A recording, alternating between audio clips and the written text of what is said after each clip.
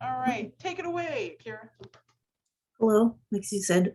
So this is pitching to comic publishers, which, if you do or don't know, it's sometimes an intimidating task, but this will help you understand what exactly goes into pitching a graphic novel or just a regular comic, depending on what you're pitching.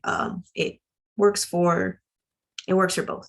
But this is to show you what agents, editors, and publishers would want to see in your pitch. And I'm going to use pitch and proposal kind of interchangeably, is the exact same thing.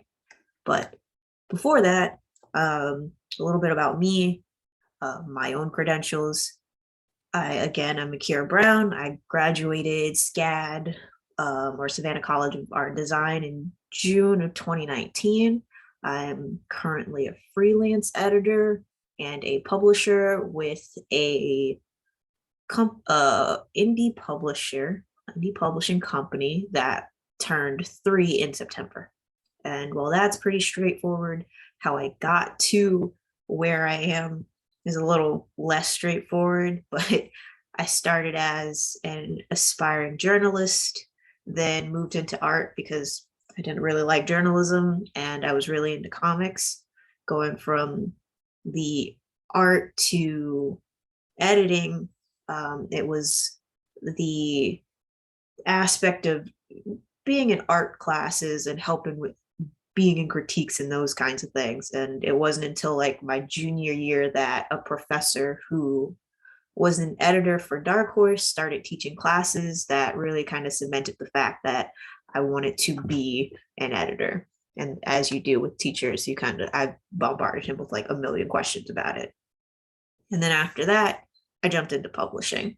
But a little more specifically, how I got here in college, most of these were in college. I moderated a lot of zines or zines, however you like to pronounce it, art books basically.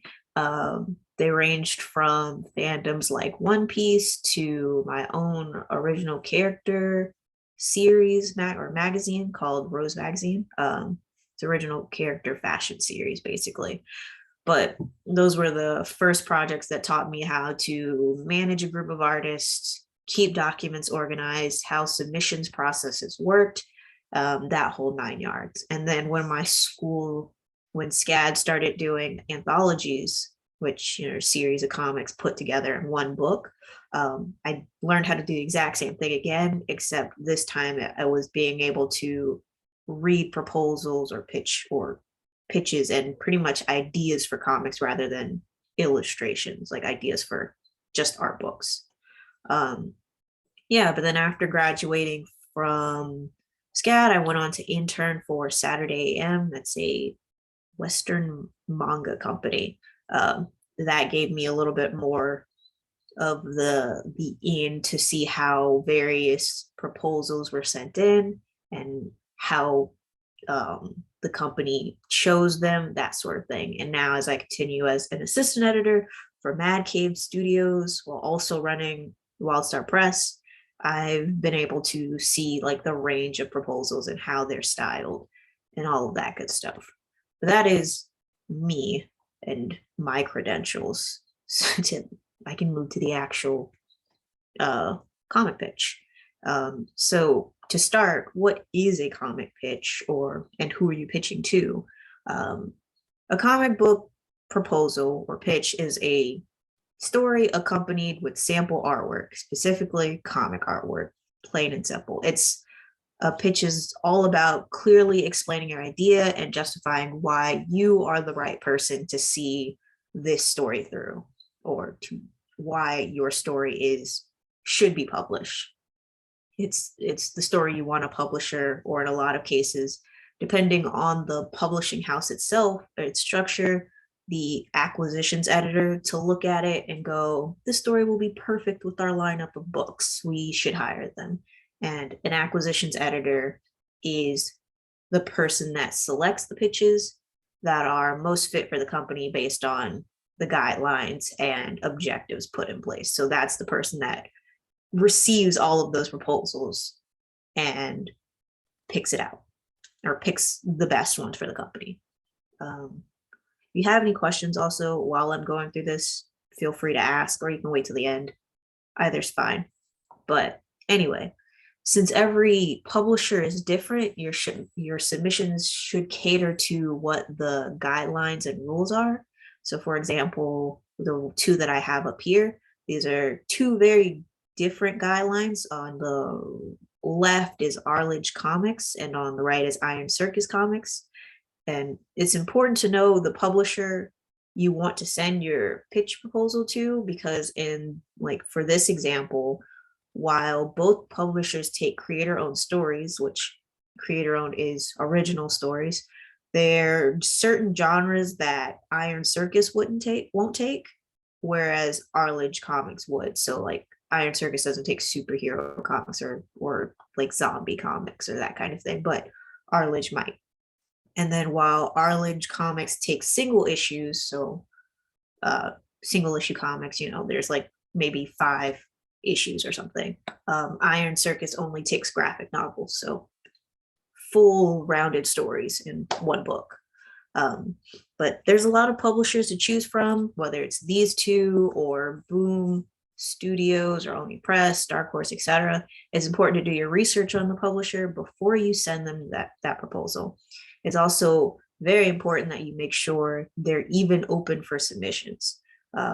If you send them a pitch when their submission is closed, it's unsolicited and more than likely will be tossed aside. Again, it depends on the actual publisher themselves, but 9 times out of 10, make sure their submissions are open. That's the very main thing to worry about first.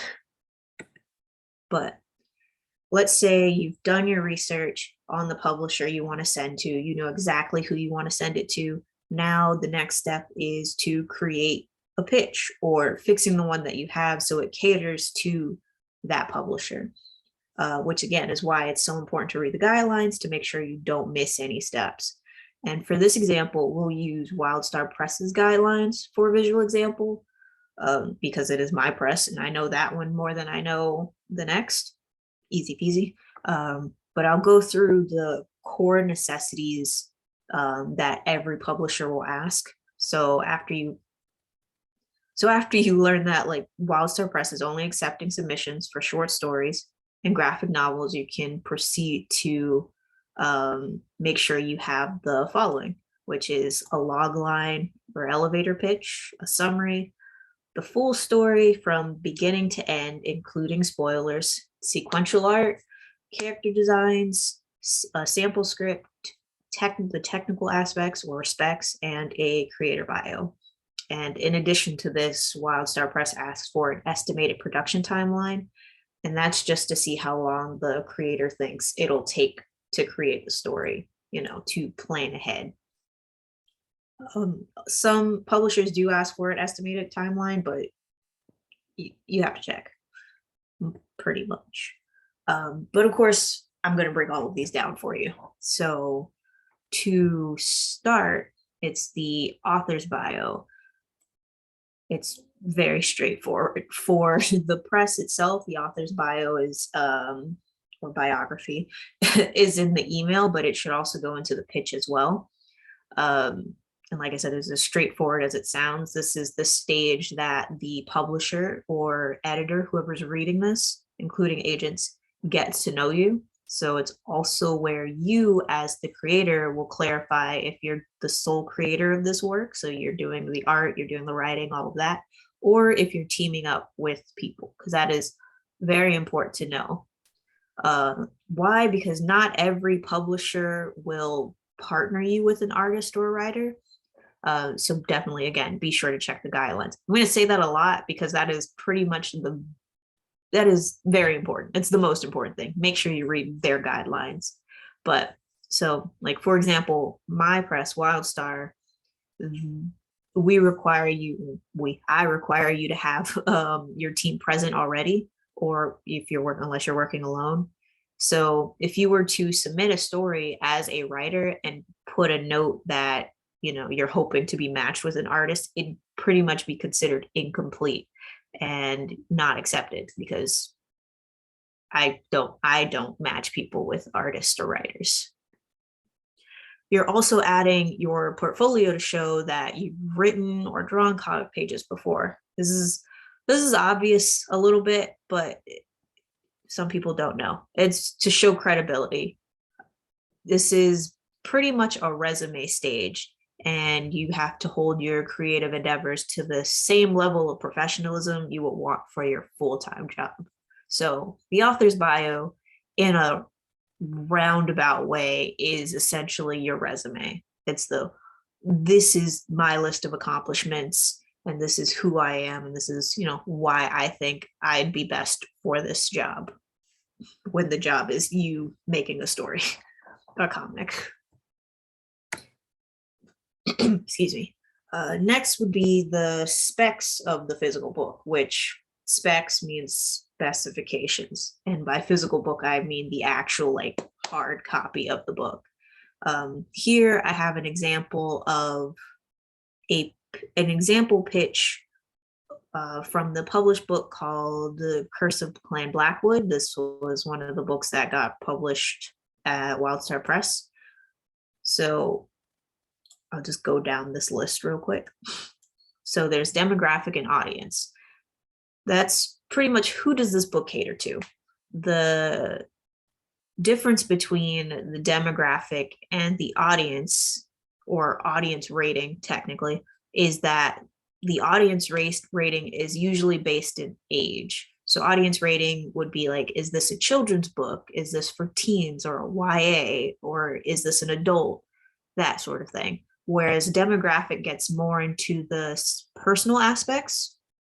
For example, this book is for LGBTQ plus teens exploring gender identity, or this book is to show the Black experience, or my target demographic is, I don't know, adopted siblings or people specifically from Michigan. It's very specific.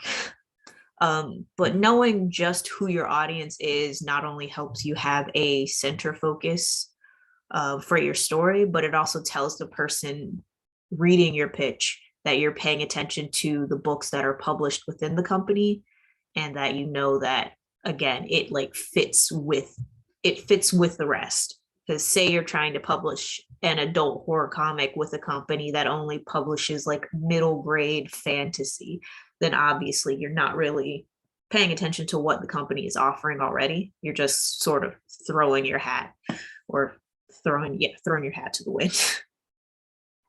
Page count is obvious. It's, again, just how many pages you think the book will be. It doesn't have to be exact, but being conscious of the page count will help you, or help when they go through the actual process of making the book. And that's also the same with telling if it's color or black and white. And similar to the demographic and audience, genre and theme share a similar purpose and specificity, which technically they all do, but yeah. The genre lies in this case, in my example here, the genre lies in horror, historical fiction, and it also says LGBT, which is a common genre. However, when you say it's an LGBT, in genre, it should accompany something else. For example, this book in particular is an LGBT romance. People aren't a genre, so having it titled LGBT doesn't really give too much information besides the fact that the characters are on some spectrum of, the rainbow, which is fine, of course. It's until it's, obviously until it's normalized, it'll have its own section, but the ideal is to make that more of a casual sentiment, because that's just a person. It's not really a genre. But then there's, of course, themes that you can add. Sorry. While a book doesn't have to always have a deeper meaning or deeper political meaning to it, every book means something.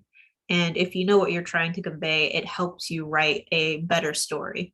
So for Curse of Clan Blackwood, this particular story, the theme is the legacy of evil can continue through generations, and one must fight to overcome them. And also, it's your duty to dismantle the systems that give you unfair privilege. The story itself is about a man with a generational legacy that becomes a curse. He realizes that he has to be the one to stop it, even though he didn't cause it. So knowing the theme can help a reader connect more closely to the actual characters. Even with the theme like something obvious like the power of friendship, we all know that feeling of having a friend hype you up to do something. It may not be like stopping a villain from destroying the world, but you have enough empathy to connect and understand why that feeling would be powerful to a protagonist. It's all about like relatability, that sort of thing. And then the bonus here is the production timeline. And of course, I already mentioned that this is more for seeing how quickly the creator thinks they'll be working and and pretty much adjusting as I see fit. Because, but moving forward, we have the log line or the concept itself. This is your attention getter. If someone had only a few seconds of your time and you had to give them the briefest explanation of your story, you'd be giving them your log line or elevator pitch. But elevator pitch, I believe, is more for movies and TV shows, but it may be interchangeable. It's pretty much the thing you read that makes you stop and go, wait a minute, I'd read something like this. And then here's a few examples I have under here. The first one, a young man is transported to the past where he must reunite his parents before he and his future cease to exist. I'm curious, does anybody know what that is? This first one. Is that Back to the Future? It is Back to the Future. Congrats. I don't know who said that, but congrats. You definitely got it right. The second one is when man and wife assassins discover they're working for rival agencies, they have to decide whether to put love ahead of business. Does anybody know what that one is? Mr. and Mrs. Smith. Yes. That one is Mr. and Mrs. Smith. So these two are movies, but you get the sort of quick one sentence. This is still the quick one sentence log line that makes you stop and think, oh, okay, that's pretty interesting. And then the other two, the names are in the titles. So I'm not going to ask you what it is, but the one is Mare Internum, an award-winning online science fiction graphic novel about the isolated inhabitants of the planet Mars and the ability of life to persist through darkness. And then a more popular one is Laura Dean Keeps Breaking Up With Me. A coming of age story. It's Freddie, our 17-year-old protagonist, is dating Laura Dean, the attractive, popular girl who is all wrong for her. Laura keeps cheating on and breaking up with Freddie, but they always end up back together. So all of these, whether they say the name of the book or not, are enough of an attention grabber to make you kind of stop and wonder what happens next. And that's exactly what you want. You want the person's reaction to be a question. What happens next? And if you got that, then you take it a step further with the summary. And the summary, this section is equivalent to finding a book with a cool cover on it at your local bookstore or library or comic store and wanting to read the back of the book. The summary is the back of the book. This is the description that makes people want to open it, because this is what the audience will see. The audience may or may not see the log line, but if you have a physical book, there's normally a summary on it. You're showing, and then for the editor or the publisher that's reading it, you're showing that you can not only entice a reader, but you know your book enough to be able to give it a punchy summary rather than having to explain it in depth. It still makes sense when it's a summary. So ideally it's 1 to 3 paragraphs long, and this fluctuates mostly based on things like book size, number of sentences per paragraph, how it looks, aesthetically on the back of the book, etc. So it's a lot of different aspects of why it may be longer or shorter. For example, this example I have, Artie and the Wolf Moon, it's 2 paragraphs, but I think it's like 6 sentences. I'm not going to read that entire thing, but I kind of wanted to give you like a summary of like, or an example of what a summary would look like, because there's a lot of extra text like on the back of the actual book that I don't have with me immediately. There's like the quotes on the back, so you can't fit a full 3-paragraph list of what this book is about. But yeah, that's the summary. Is it's pretty straightforward. Oops. To the next. There we go. And then we have character designs. This is where we meet the people and places that make up your book. I do mean people and places. You focus on the main cast when you're providing this information. You don't need to know every side character and every like one-off that may show up unless they're truly important. But with this, you provide both physical appearances and written personality details to ensure the editor, or again, whoever's reading this, understands the character in full. So for this example, this is a character design of a snippet, a screenshot of a book that's not out yet from WildStar Press called Little Bug currently. But if you were to only have these physical pictures and nothing more, you could easily get the wrong idea of the characters, whether it's age, whether it's their relationship. You're leaving too much for guessing. So having the details written out next to it, where these pink boxes would be, clears up any confusion. So these 2 in particular are daughter and dad, and the daughter 7. But again, like I said, you could infer a lot of things without that extra bit of information. And this doesn't have to be like a full page. It can be 1 paragraph or even bullet points per character. You don't need to go into their entire life story, just enough that's relevant to the plot itself. And if world building is important, or really important in your book, like say you're writing a sci-fi in a different planet, or even just a fantasy, include some of that information under the character designs as well, because your environment is also a character in your story. So you don't have to draw every detail of the environment, but giving a description of the world clears up any confusion beforehand.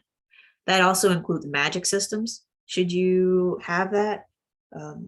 Basically, if you're able to answer all of those why questions before you actually begin working on the pages themselves, or before the editor can ask them, it makes them more comfortable knowing that you've ironed out all of these details of your story and you know what you're talking about. Basically, you're not just coming to them with like half an idea and hoping for the best. You have to have that confidence of, yeah, I know what I'm talking about. I want this book to succeed. So therefore, here's all the information I can give. And then after the character designs, this is when you get into your outline, your full story breakdown. So you've gotten the editor's interest with the log line and the summary and the characters. Now you have to tell them this entire story in full from beginning to end. It says 1 to 3 pages minimum here because this depends on how long your story is. A graphic novel could be a small 20-page story. That isn't going to have as long as an outline as like a 250-page graphic novel. So this outline is, if it's as long as like a 250-page graphic novel, the outline is chapter by chapter breakdown.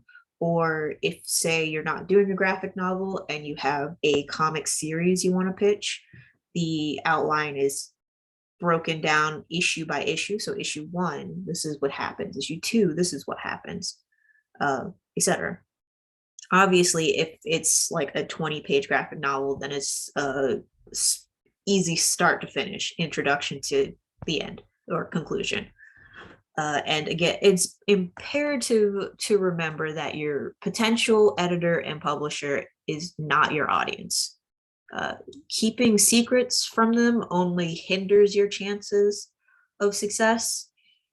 You have to spoil your endings, basically. You also have to spoil all the plot twists and other clever story beats that you've meticulously planned. Because while it's a secret to your audience, it shouldn't be a secret to the person that's helping you make the book better, or like your editor, because they have to make sure the story makes sense. So if they don't have information and it doesn't make sense, they're going to try to change it. But if you have the answers, it's just easier to give it to them and make it, it's just easier to give it to them. And then, of course, organization is important. We all know what a story map is, and if you don't, here's a real easy one that I put up here. Introduction, rising action, climax, falling action, conclusion. I'm not going to go too much into that because that's kind of a PowerPoint on its own, but making sure that your outline is organized from beginning to end makes sense. Everyone wants to work with people who are going to make things run smoothly and deliver what's asked, so it's your job to make that a reality, even before you get, the potential job that you're asking for. Because if you show it to them beforehand, it's more likely that they'll be able to trust that you can deliver what you're saying, or deliver what you want to give them, which is a comic. And then we have the sequential pages. These are 2 different published comics from WildStar Press. On the left, it's The Brightest Star of the Eastern Seaboard, and on the right, this is Plastic Crown, number 3, I believe. This is the main way to show the publisher or the editor, again, whoever's looking at it, what you can do and what the final book will look like. This is pretty standard. This is, again, it's a comic, so comics are a visual and written medium. This is really cementing your vision to them, though. So because at this point, after they've read everything, they know the story through the written word, but since comics are a visual and written medium, you can't have one without the other. So for The Brightest Star on the Eastern Seaboard, it was explained as, in the pitch, it was explained as a duo of science kids exploring, looking for aliens. But it was also explained that the author wanted it to be dreamlike. And the only real way to convey that is to show that in the comic pages, that it was surreal or dreamlike, which, looking at it, made way more sense than like trying to read and trying to visualize it on my own to see what she was talking about. There is a small exception. If you're submitting a proposal to a publisher that will provide an artist, it's okay to just have maybe clear references of like art style ideas, like picking from other comics that you find similar style, or you find styles that you like. But all in all, it's best to already have those sequential pages in the pitch already. But the editor or publisher also wants to see how you use panels and page turns to your advantage. So an example of how you use panels to your advantage which I'll get into script in a bit, but in these panels here, can you guys see my mouse? Maybe. Let's see, 1, 2, 3, 4. In the stair panel, instead of drawing stairs repeatedly over and over, you just have the one long corridor and then showing the person. going through. It's showing that you know how to make a comic, basically. And you understand the format of it. These pages should also be related to the comic pages. Believe it or not, people may not realize that, but your pages should reflect the actual comic you're sending about. Sorry, there's a note about it being related to comics. Should it be test pages for the planned comic or pages from other projects that look similar? Oh, good question. Yes, they should be related to the actual planned comic, not just other projects that look similar in style. Those projects would be in your portfolio, whereas the test pages should be in your pitch packet, if that makes sense. Yes. Where was I? Yes. Oh, usually 3 to 5 pages are the minimum requirement because it's enough to show a full scene, to give a clear visual of a story from start to finish, or not the full story, but a complete thought, if you will. And it's also, again, a clear visual to make sure that they know, the editor and the publisher know, that you're capable of making a story, not just with words, but with art. And there's an asterisk by 5 pages because you can have more pages if you want, but typically at 5 is enough. You don't have to make the entire comic and put it into your pitch. And 3 at minimum would be the best. 3 complete pages. So say you want this book to be in color. You'd have 3 of those 5 pages fully completed, from colored and all, and then the other 2 pages could be just pencils, just to show like the dichotomy of it. Sorry, sometimes I forget words. Oh, no problem, Don. But yeah, so sequential pages, they should be sequential, and by sequential I mean, page 1, 2, 3, 4, 5, to show a full scene. It should be related to the actual comic that you're pitching, and 3 to 5 pages, ideally 5. And then of course there's the script as well. Your publisher will want to see a script before your sketches. The story needs to be read by others on the publishing team, and by others, that's either the artist that you're working with or just the editor themselves, because it has to go through copy editing or editing in general. So it's easier to just write it in full before you draw it.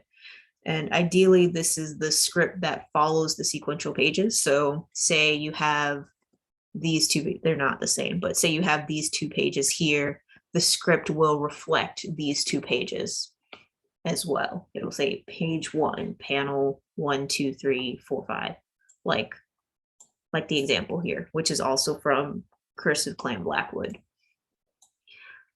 But when working under a publisher, typically you're going through each step of the process with an editor. So when you say you get hired, your editor will go through the outline itself, which we just talked about. Then they'll go through the script in full, thumbnails, pencils, et cetera, et cetera.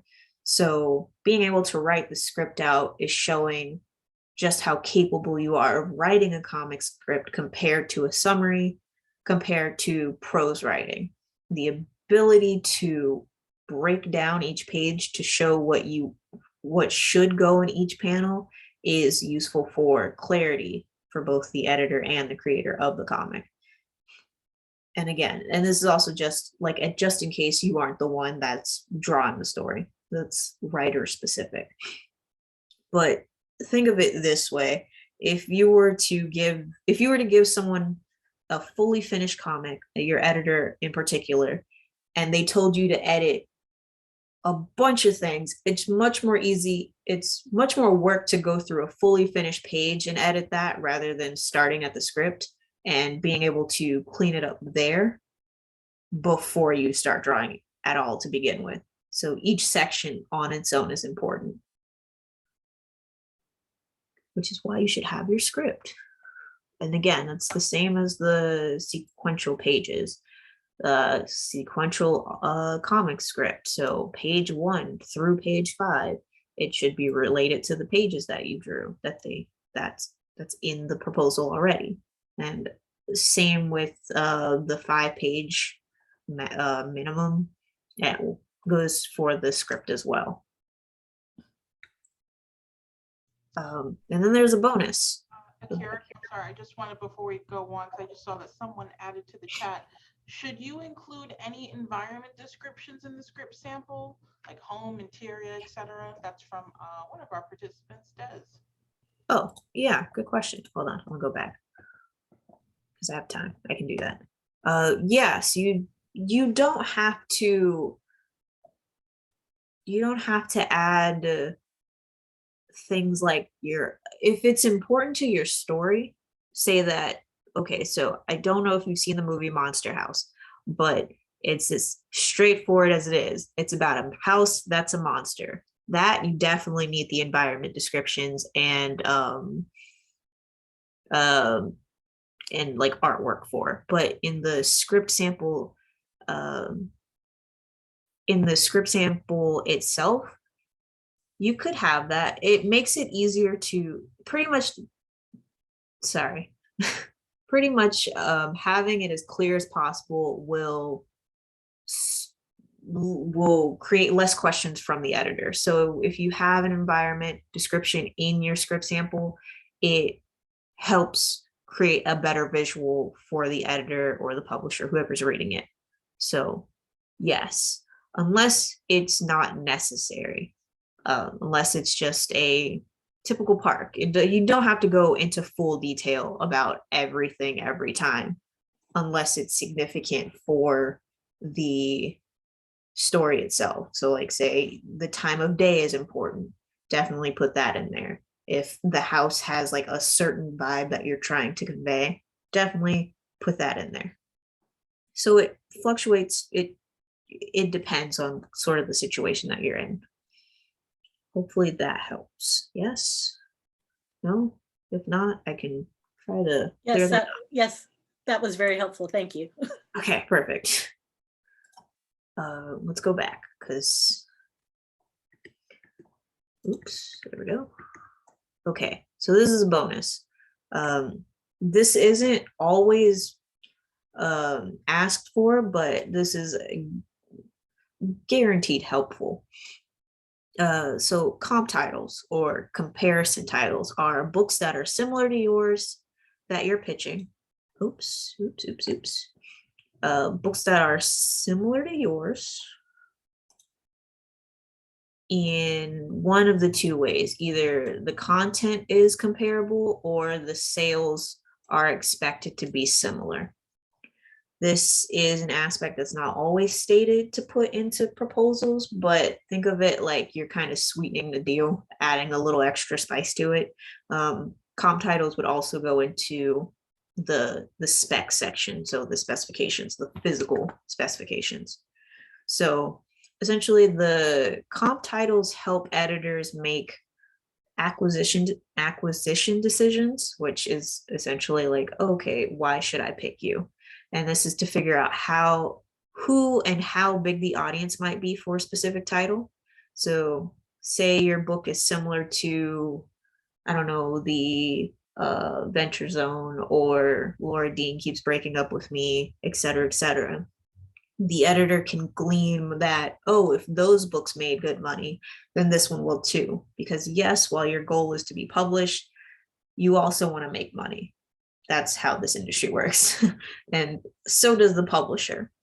And being able to say the book is like X or Y can be one of the more effective ways to get attention from that person reading it, the publisher editor, because it sets an expectation, or it sets expectations about the audience and sort of the sales potential of it. And then what makes a good comparison title is, one, is it recent?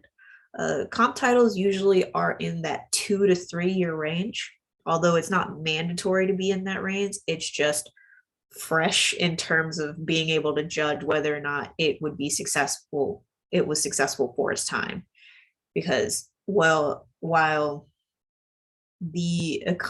pretty much the economy and interest change over the years. So a book from 10 years ago may not be as successful as it is now. So the example that I had earlier of like Back to the Future, maybe it would be successful this now, but we wouldn't know that because, you know, it came out however long ago it came out. Is it another aspect is it the same format? Don't give a movie as a comparison title, even though I just gave you the movie example. They may have similar storylines, but they're two different mediums made in two different ways.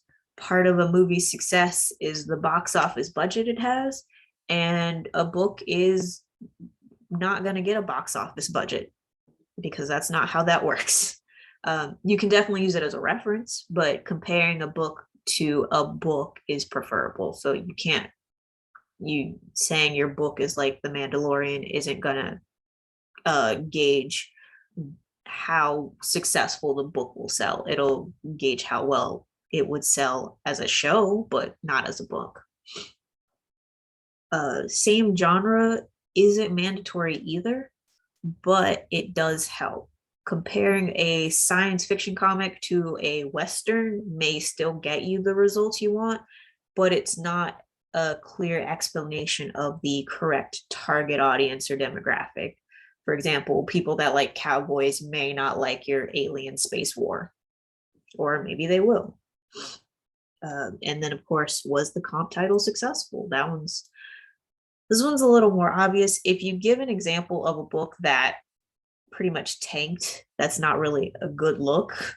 That's pretty much saying, here's my book, it's similar to this book that did badly, and it isn't that great, and you're kind of selling yourself short there. It's like, well, if this book did badly, I don't have high hopes that your book will, pretty much. But having the comp title section alone will definitely catch a lot of editors' eyes, because it shows that you're putting in a lot of thought into being with that company. And it'd be even more of a bonus if one of those comp titles was from their publisher itself. So if I was going for First Second, which is another publisher, and I say, oh yeah, I have a Dungeons and Dragons based book, the same genre as your Adventure Zone copies, that is gleaming. Oh, okay, so this is the same genre, same format, because my book is similar to their book.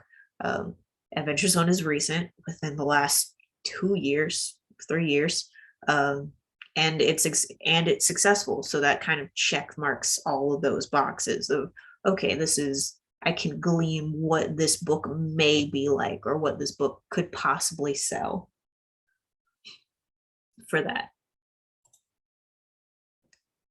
But in short, going through this list again, for your pitch proposal, you need a creator bio or author's bio, whichever one, a logline, elevator pitch, your technical aspects or specifications of the physical book, comp titles to really seal the deal, a summary, sequential art related to the story, the full story beginning to end, character designs, and a sample script. This doesn't necessarily have to be in this order, but having all of them can guarantee a higher success rate with your comic proposal. And then the biggest thing is to remember to format it in an organized fashion so that it looks nice, because you have all this information in here, and if it looks completely chaotic, it's less appealing to read. You're gonna send somebody away or immediately have them close it down if you just have a bunch of words everywhere without it being labeled. It's pretty much that pretty bow on a wrapped present. Keep it organized, keep it in a PDF. Some publishers are okay with like Google Drive folders, but your job is to make an editor's busy life a little bit easier.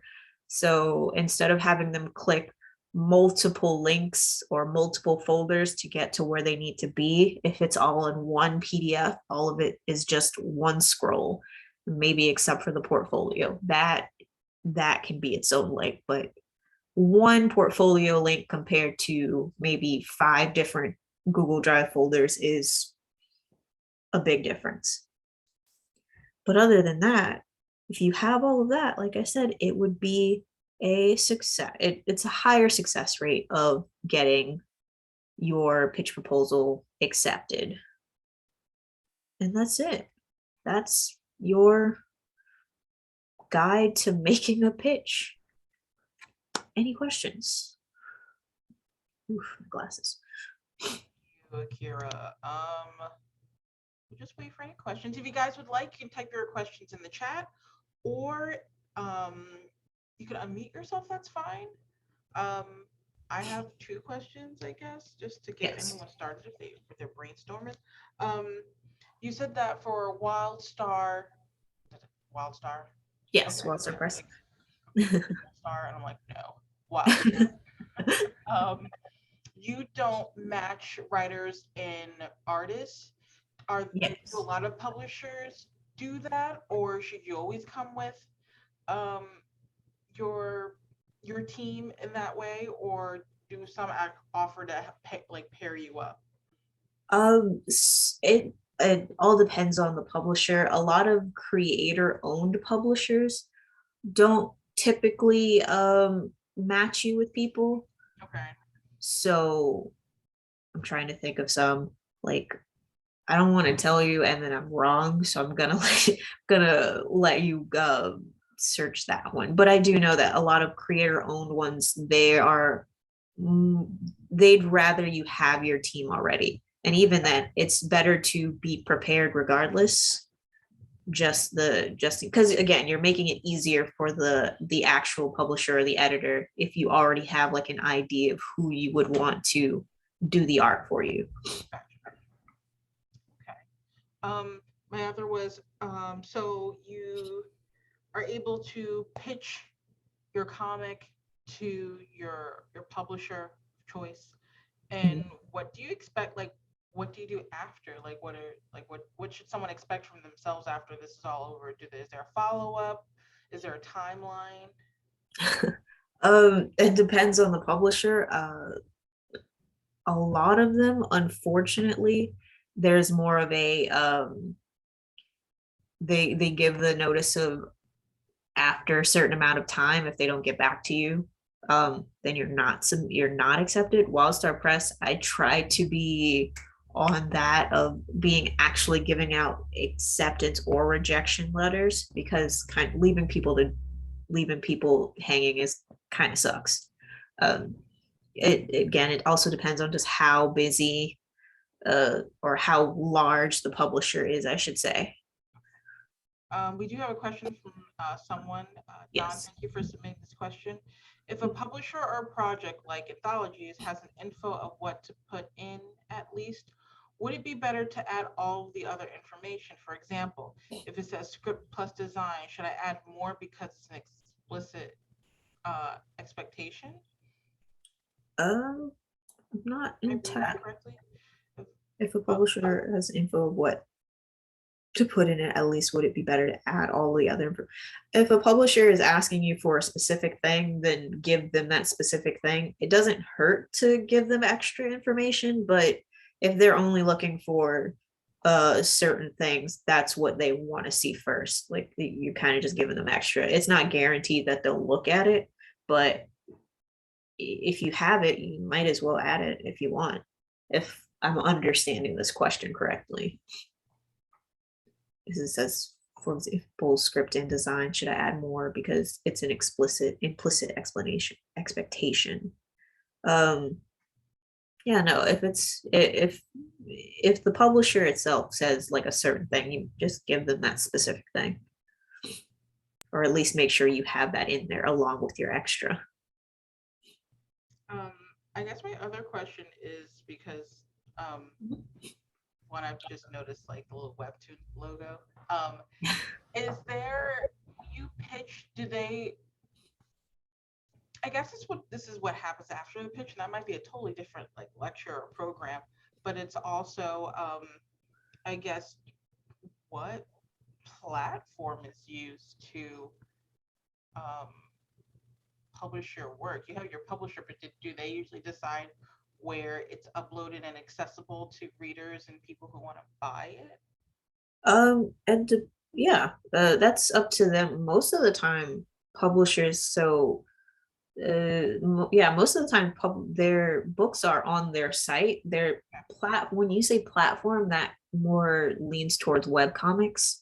Okay. Web comics get posted onto Webtoon, but a lot of the publishers that I reference, like Iron Circus and Arledge Comics, like Oni Press, those are actual like physical books. Webtoons, I don't know if they do they print out physical books yet. I say yet because it's very popular and they probably will start. But yeah, like Webtoons, if you submit to Webtoons, then you're garnering for your proposal to be on Webtoons, like on like a site itself, but most are physical. And or sometimes they'll have like PDF copies, but yeah, the platform is their own site. Okay. I'm sorry. Oh, someone else has a question, but did you want to read it off? Yeah, I'll read it. I see it. Is the full story done in a similar writing style to the summary, but longer? Does it include an analysis or just the plot? Yes, I want to. If I understand that correctly, the summary is technically the analysis. The outline is, or the full story or the plot is just the plot itself. You don't have to give like your in-depth analysis, unless that's more of an extra, like extra side. That's an extra aside. Make sure the plot is there first before you go into like deeper thoughts and symbolism, meaning. It's good to have because again, if you can answer those questions from the editor, then they know that you're doing your job of actually like going through the story, but make sure the plot is there first. But yeah, it is right. It is written in the similar style. It is a straightforward paragraph or paragraphs if you're going from like summary to full plot outline. The only time it's not written, it's the only time it's not prose writing is if you're in your script section or your sequential art section, which is the comic section. But those other two are prose. Yeah. I have a question about outlines, also the full story breakdown. Yeah, I can go back to the slide. If you have a story that's long and complicated and things happen out of order, should you have a separate outline showing the actual order in which things happen, or should it be in the order the reader would read them in? It should be the order the reader will read it in. So it can show that it may not be in like the right like chronological order, but it should still be in reading order. And then in that like plot outline, you can give like a clear note that, hey, this is a jump cut or this is a flashback sort of thing. It's kind of giving, kind of spoon feeding the editor basically. Thank you. No problem. Awesome. Anyone else with some questions? I have a question. Yes. It's concerning actually comp titles.